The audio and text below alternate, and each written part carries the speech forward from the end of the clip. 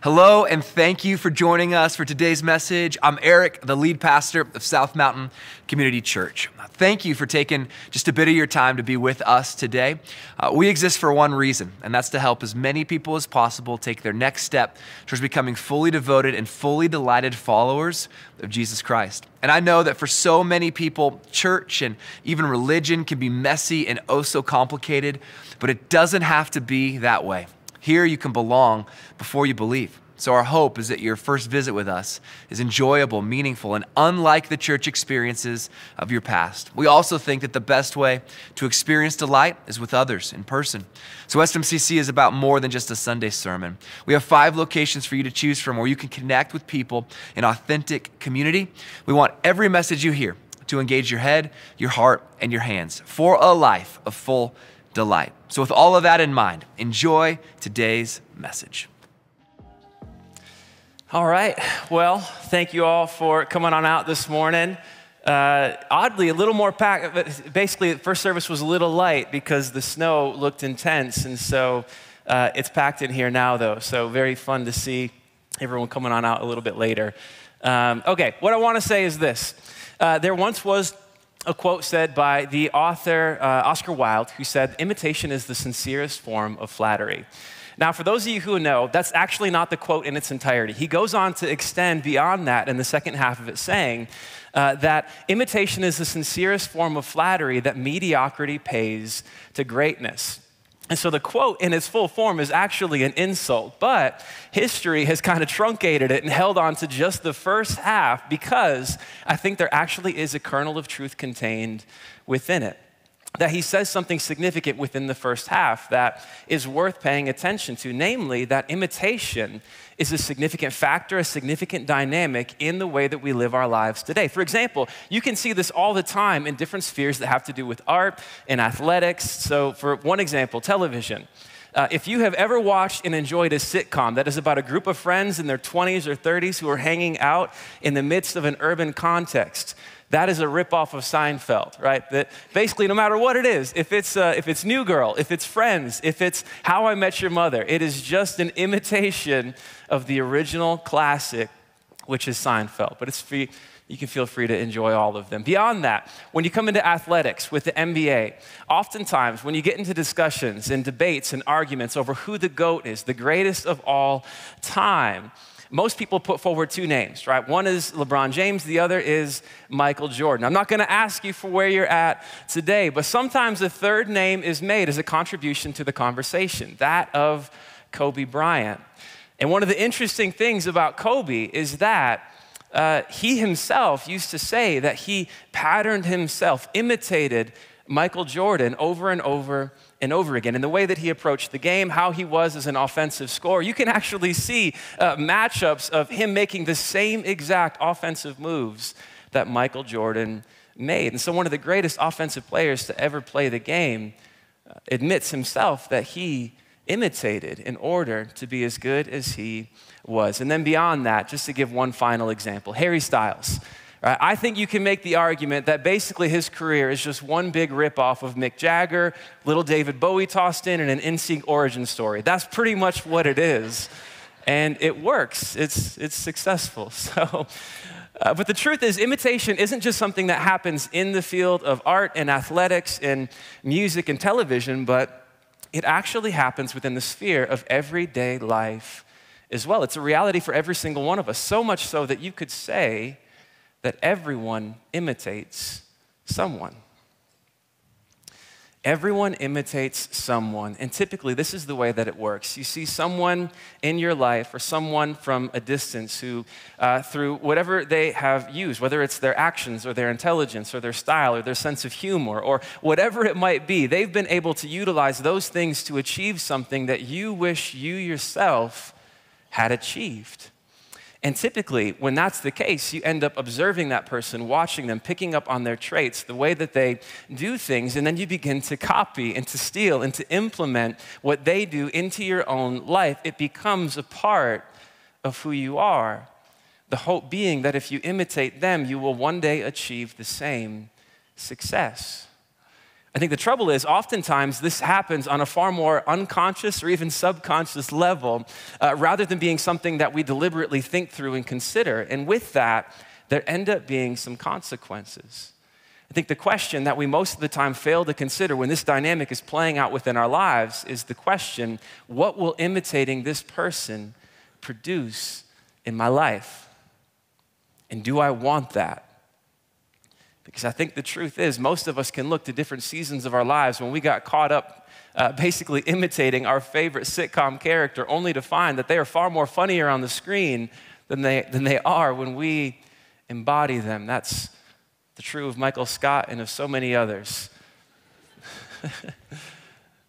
And so this dynamic of considering well who we imitate and why we imitate and what's happening on a heart level in the midst of that, that's really what I want to spend the next 25 or so minutes unpacking together as we bring our series called Contours to a close, where we've been working through the books, the letters of 1st, 2nd, and 3rd John. And so just kind of a quick recap. One of the things we've seen is that in 1st John, John, the author, he is working on this level where he's doing a lot of theological, a lot of kind of intellectual lifting in the first book, where he is sketching these outlines, these contour drawings of some of the most important aspects of fundamental reality, because he's trying to clean up the mess that was left by these teachers who had visited this church and impacted it in such a negative way with harmful teaching.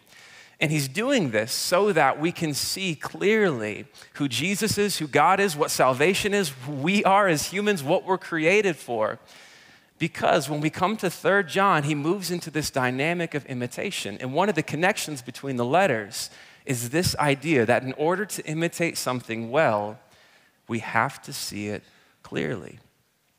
And that's one of the best reasons for taking these letters and reading them within the same collection, because he presents such clarity in the first letter and then moves into these dynamics in the 3rd letter.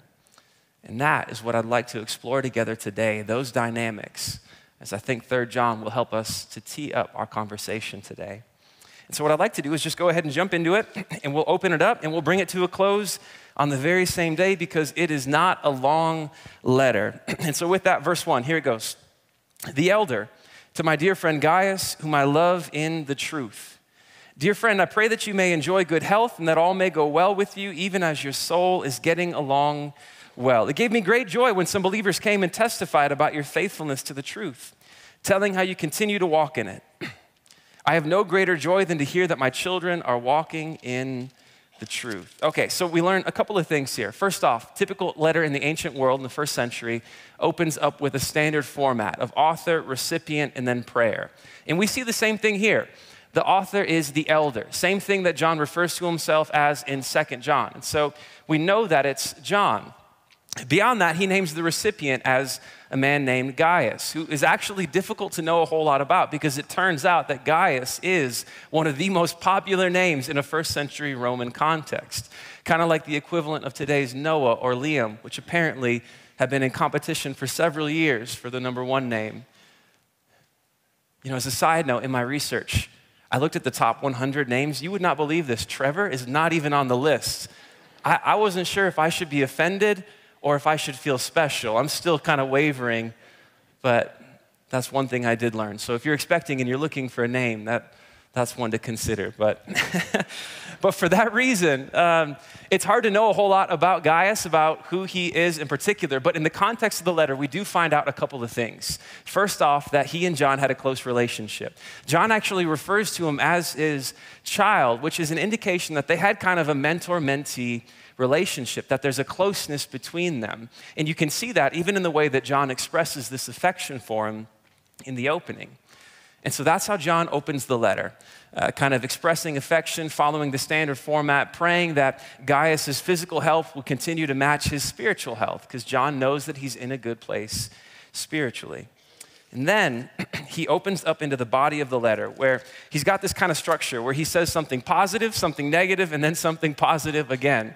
And so we open up into the first section, which is the positive, where we begin to get some insight into the broader situation that's happening here that John is responding to. So this is what we see. Verse 5, he says, "Dear friend, you are faithful in what you are doing for the brothers and sisters, even though they are strangers to you.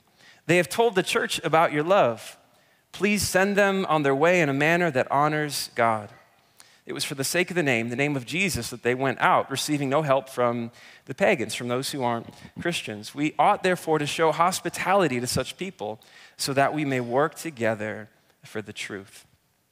Okay, so the broader situation here, what we begin to unpack from the letter is that in the first century context in the Roman Empire, there were many places, many cities, many regions where people had no idea who Jesus was and had never even heard the name before. And so they had certain people who would travel around developing relationships, kind of infusing themselves into the culture to be able to share the gospel, to share the message of Jesus, to introduce people to a trusting relationship with them and to establish churches. And one name historically that's been applied to these particular people is missionaries.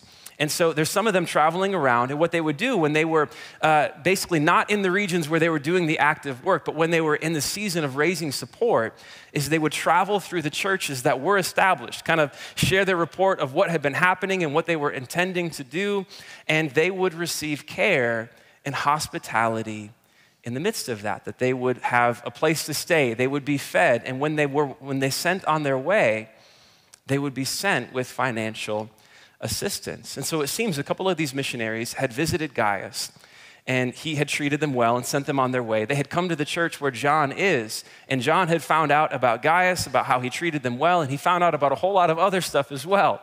And then he writes this letter, and he sends them back to Gaius with the letter, and is saying, when they go out from you, send them out in a manner that honors God.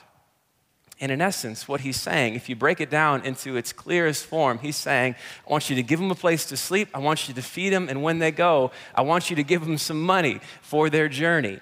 That's what I want you to do. And I think the principle that we could draw from this, and from other places in the New Testament as well, is that generosity fuels the growth and health of the church. That generosity fuels the growth of a church, and that it enables people to kind of set aside their best hours. It enabled them to move into these regions, to develop relationships, and to help other people come into a trusting relationship with Jesus. But I will say the interesting thing about it is that even though they have this close relationship, John doesn't use that to manipulate Gaius into getting him to do what he wants him to do. He simply explains why it matters, why it's significant, and then he leaves it as an invitation. So that's the first chunk of the letter, the positive part. And then we move into the second part, which is kind of the more negative one. Though he's not critiquing his friend Gaius, he's critiquing something else that's happening within the broader community. This is what we see, verse 9. He says, anyone who runs, my bad, I was reading from 2 John. Let me pick it up again. Verse 9, 3 John, they're right next to each other. It's a easy mistake. So he says, I wrote to the church, but Diotrephes, who loves to be first, will not welcome us. So when I come, I will call attention to what he is doing, spreading malicious nonsense about us. Not satisfied with that, he even refuses to welcome other believers. He also stops those who want to do so and puts them out of the church. So the situation is that these missionaries are making their rounds amongst the churches, raising support so they can go out and do the work that they are intending to do, And while they visited this one particular church that Diotrephes is a significant leader within, he refuses to welcome them, refuses to offer them any support whatsoever, and takes it one step further. He actually threatens to remove anyone from the church community who chooses to treat them with kindness, who puts them up for a night, who offers them a meal, who sends them out with financial assistance. He threatens to remove them from the church if they do any of this. And so John is saying that this is an issue that needs to be handled, and we see that John actually already tried to handle it. He wrote a letter to Diotrephes, and Diotrephes flat out rejects it. He just ignores it, rejecting John's leadership altogether. And so John is a little bit upset because Diotrephes is a little bit power tripping, you could say, in the midst of this situation. So John is expressing his intent to make his way there in person and to settle these matters once and for all. But I think there's something interesting here, right? That on the one hand, Diotrephes, he loves to be first. And that seems to be the heart issue that is underneath the activity that he is kind of finding himself in the midst of. The chaos, the confusion, the harm that he's causing in the midst of in the community is arising out of something that is off within his heart. That in some ways, if he can demonstrate that he is first, that he is most important within a community, that makes him feel good about him, because outside of that, he isn't secure and grounded enough. And as John continues to unpack the letter, I think these heart issues are significant to pay attention to, because there's actually more at play than just a little bit of a disagreement between some church leaders here, especially when you zoom out and take into consideration John's role, that John was specifically an apostle, which is a leader selected by Jesus to lay the foundation of the church. So John was selected by Jesus. He was trained by Jesus. He was with Jesus for a period of at least 3 years. And then he was commissioned by Jesus specifically to play this role in a group of other apostles to lay the foundation of the church through their leadership, through their preaching, through bringing about the New Testament writings. And so John carries a significant amount of authority, not because he himself does inherently, but because Jesus has bestowed it upon him as an apostle. And so when he writes a letter to Diotrephes, and Diotrephes just flat out ignores it, Diotrephes is actually rejecting the authority of John himself, which is an authority that comes from Jesus. He is actually rejecting the authority of Jesus because there is something off within his heart, and that he loves, he needs, he is desperate to be first. And I think if we were to take this and put this into kind of modern day terms, in some ways it helps to translate it into what we're talking about today. That to put this in today's language, this would be like someone saying the New Testament is okay, it's all right, but it's not right here, and it's got mistakes there, and on this idea, it's not really correct, and it gets this wrong over there, but don't worry, don't fret about that, because I have another book. I have an entirely different collection of writings that's actually better and more authoritative and more up to date, so you can just set that aside, and this will be better. That's what Diotrephes is doing. And if we were to translate it into today's terms, that would be the very same move to be made. And so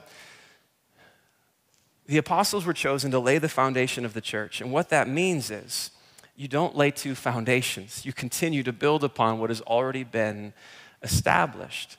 And Diotrephes is trying to tear up what has been built, what has been constructed, and to begin again anew.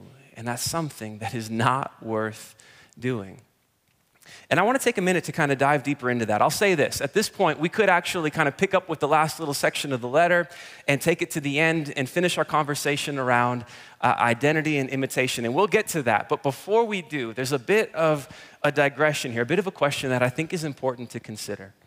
Because there's one question someone might raise that would be to say, just to play devil's advocate for a second, you're saying that the apostles laid the foundation of the church through their preaching, through their leadership, through bringing about the New Testament writings. Well, if that's the case, then why are there so many different denominations, right? Because if the foundation was actually still intact, then wouldn't there just be one church? And so why do I hear about all these different denominations, all these different versions, all these different styles of Christianity? If the foundation the apostles laid was actually intact, you wouldn't see things like they are today. And so how can that be the case? And so why is it wrong to try and build another foundation? And what I'd like to do, if you'll allow me, is take a little bit of a digression to address that particular question. And this is what I would say. I'm going to draw something up here, and I am not an artist, so I appreciate your kindness ahead of time. But essentially, this is my answer to the question. So essentially, you have the foundation of the apostles right here. This is the foundation that they laid, the New Testament writings, their preaching, their leadership. If you were to draw the root system, if I was to attempt that, that would be the Old Testament writings. But then out of this, you have the church coming up out of the foundation that they laid and sort of the central ideas. And at a certain point, really what you find is that this separates into three different branches. And they are the Roman Catholic branch, the Eastern Orthodox branch, and the Protestant branch. These are the three main branches of the church.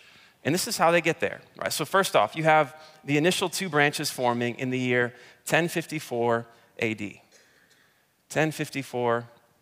And over here, you've got the Eastern Orthodox branch, and over here, you've got the Roman Catholic branch. And essentially, this happened over a disagreement about how the persons interacted within the nature of the Trinity. And I want you to hear that they both agree that God is triune. They both agree on the nature of God. They both agree on so many of the fundamental things that are central to the foundation the apostles laid. They both agree that Jesus is fully God and fully man. They both agree that God is the creator of all things, that there is no one else like God. They both agree that God has always been God. They both agree on what the end of all things will be. They agree on who we are intended to be as humans and what we are, that on all of that there is agreement. But there was one disagreement in the year 1054 AD that was in particular about the role of the Holy Spirit within the Trinity, that in the year 1054 AD didn't feel all that minor. And so you had the separation and the two different branches form, Roman Catholic and Eastern Orthodox. Then about 500 years later, you have the third branch forming. In the year 1517, it's kind of the key date, you have the Protestant branch forming here.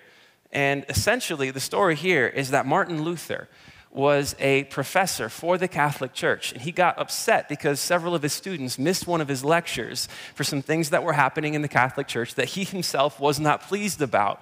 And so as a disgruntled professor, he wrote what's been called his 95 Theses, his 95 arguments that he then nailed to the door of Castle Church in Wittenberg, Germany, or Wittenberg for any sticklers out there. And these 95 theses or arguments were his attempt to bring the Catholic Church back into closer alignment with the biblical writings. Now, obviously, it's a bit messier than this. It's not this clean and simple, but you could say that the church leaders at the time didn't respond particularly well and threw Martin Luther out of the church. And with that, you had the birth of the Protestant branch. And so Eastern Orthodox, Roman Catholic, and Protestant with the Reformation.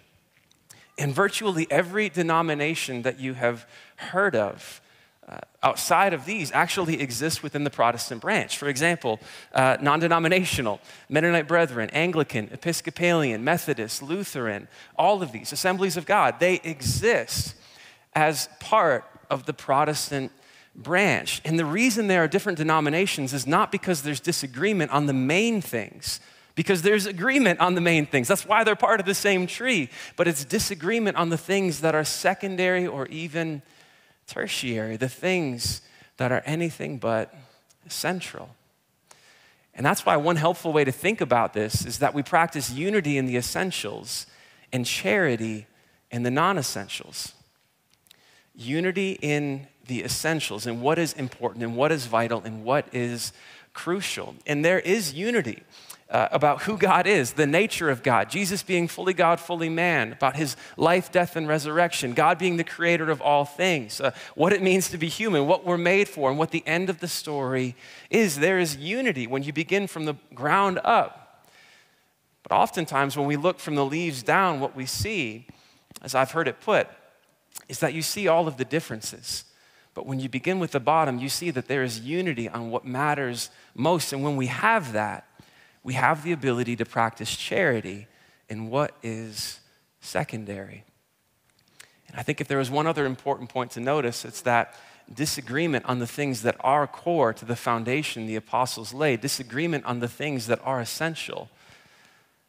The reason that matters so much is because when there's disagreement there, it's not a matter of being in a different branch. It's a matter of being in a different tree, in a different forest altogether, because you have stepped outside of the foundation that the apostles laid as they were commissioned to specifically by Jesus. And so I'll own that that was a digression, but I love whiteboards, and so I had to go there. Vertical non-permanent surfaces, we got any teachers? Any teachers in the room? Nobody. Maybe one back there. Maybe they all go to the 9 a.m., the 9:45. Okay, so here we go. What I want to do now, that digression is over. I want to bring it back to 3 John, and we'll pick up with our conversation about imitation and take it to the end. Okay, So 3 John says this, verse 11, "Dear friend," talking to Gaius again, "do not imitate what is evil, but what is good." He draws this contrast, right? And again, he does so right after giving a negative example of Diotrephes, and then he goes on to present a positive example about another friend called Demetrius. And he says this, "Anyone who does what is good is from God. Anyone who does what is evil has not seen God. Demetrius is well spoken of by everyone, and even by the truth itself. We also speak well of him, and you know that our testimony is true. I have much to write you, but I do not want to do so with pen and ink. I hope to see you soon, and we will talk face to face. Peace to you. The friends here send their greetings. Greet the friends there by name." Closing up a letter in the way that he often does, saying, "I can't wait to be with you in person." And so if you consider the shape of the letter, in verse 11, I think he gets to the heart of the matter when he says, "Do not imitate what is evil, but imitate what is good." Because baked into his assumption is the understanding that we all imitate someone. It's not a question of if, it's a question of whether. It's a question of whom. Who will be the person that we imitate, that we take their example and build our life off of it. And what John wants us to do is to be selective, to be considerate, to consider who we choose to imitate with our lives. And I think as he delves into the subject, one of the things we see being unpacked here is the idea that imitation is a matter of identity. Imitation is connected to an identity. And oftentimes you could say imitation is even an identity-based project. And I think I would put it like this, just to share an example from my own life. When I was a kid, I remember being like 11, 12 years old, watching a college basketball game, as many of us are looking forward to doing later this day. And the game was specifically between two teams, the Duke Blue Devils and the University of North Carolina Tar Heels. And I remember watching the game. I can't remember who was the home team, but whichever way, whether it's that one or the other, the stadium was absolutely insane. And I remember it coming down to about 30 seconds left in the game, and there was one player from Duke who gets fouled, and he goes to the free throw line, and the stadium is absolutely insane, and such a high-pressure moment for this person, this kid really, who's like 18 or 19 years old, and he steps up to the free throw line, and he does his thing where he spins and he dribbles, and he spins and he dribbles and he spins, trying to provide enough time for the commentator to talk about how good he is. That's the strategy there.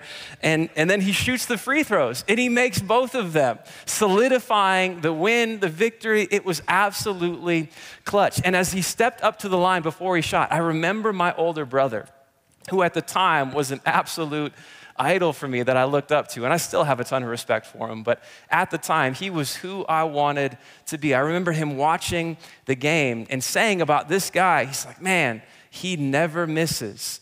And sure enough, he stepped up to the free throw line, and he made both shots. And the player was J.J. Redick. And so from that moment, as an 11 or 12-year-old kid, I was like, man, I want to be that. If I could be like him, if I could play like him, if I could shoot like him, look at how much people admire him. Look at how much they praise him. If I could be like that, then I would be praised and respected and admired in the very same way.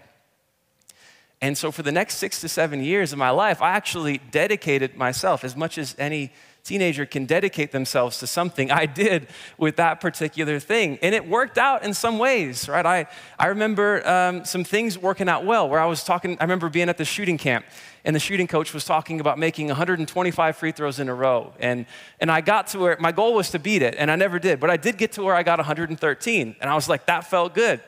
I remember being a sophomore and winning the free throw title, having the best percentage in the conference, and that felt good.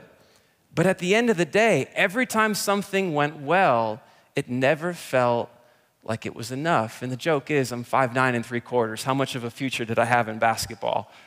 It was never going to work out. But for years, my plan, my strategy was, if I can do good enough at this, if I can excel at this, then people will praise me and admire me and love me. Because for so many of us, The connection between imitation and identity is that if I was more like them, I would be more loved. And it's a lie. It's not true. Because no matter what praise, no matter what admiration you actually do win for your imitation, it never feels like it's enough. Because fundamentally what you're doing is you're putting your own self-worth in the hands of other people, and you're asking them to judge your performance. And even if they say you did great, you still feel like you need to wake up tomorrow and do better, and it never feels like it's enough. It's a completely insecure way to approach a sense of self. And that's why John says, I want you to imitate what is good, not what is evil. Because oftentimes when we feel like we've got this gap inside, like if I can perform well enough, people will praise me and that'll make me feel good about me. Essentially, what that leads us into is performing and imitating in all kinds of ways that lead to destruction, that they ruin our relationships. They lead to this inner turmoil. They lead to anything but a sense of peace and groundedness. And I think there's one important thing to bring into the conversation. It's this key truth that Jesus invites us to let him define our identity. That is not how great our sales were in this particular quarter. It's not our ability to rise through the ranks in our profession. It's not how great of a family and how perfect our children and our marriage is. That none of that, and we've got an example of perfection right here. Oh, you're totally good. It's not any of that. But instead, what Jesus invites us into is allowing him to be the one who defines our worth and our identity, that in him, we see God himself, the creator of all things, including you and me, choosing to rescue us by taking on our humanity in the person of Jesus, living the perfect life that we never could, and then dying on the cross, enduring horrific suffering in order to bring us back to him, so that we could know that that is where our worth is found, in that relationship. So rather than living from a place where we are trying to work for the praise of others, we could live from the place of having already received praise from the one who matters most, and knowing we did nothing to earn it, but we can only receive it as a gift. That you are loved, you have been brought into the family of God. You are a son, you are a daughter, you are praised by God himself. And for that reason, you have no need to imitate, to earn anything from anyone, because your identity is set and grounded and secure already. And when that's the case, the bottom line is you don't need to imitate to earn. So you can imitate for joy. Because again, imitation is always a reality at play within our lives. And that's partly why John works so hard in 1 John to sketch for us a clear understanding of who Jesus is and what we are meant for, so that we could imitate not to earn the praise of others, but that we could imitate from a secure place in Christ in a way that honors him and is for our good and our peace and for our joy as well. So would you pray with me?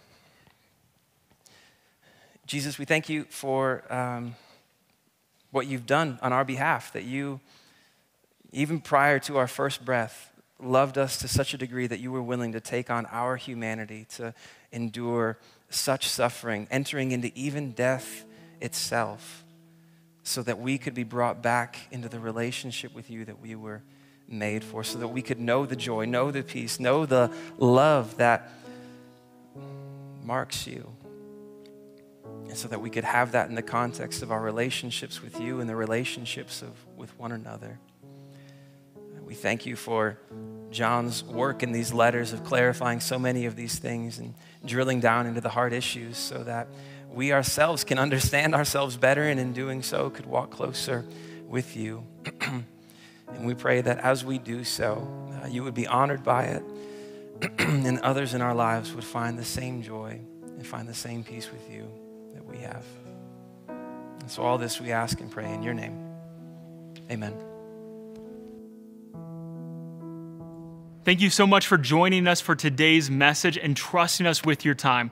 If you'd like to connect with one of our pastors or staff, you can easily do that by visiting smccutah.org/connect. When you fill out that quick form, they will get back to you within a few days and be able to connect with you.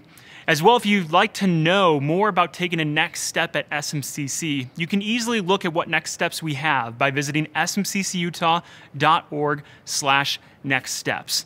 And lastly, if you found today's message both hopeful and helpful, I would encourage you to do maybe one of two things. First, you can share this message with someone that would find it helpful. And you can also choose to partner with us financially so that more people can see messages like this. You can find more information on what that looks like by visiting smccutah.org/give. Again, thank you for joining us today, and I hope to see you at one of our locations soon.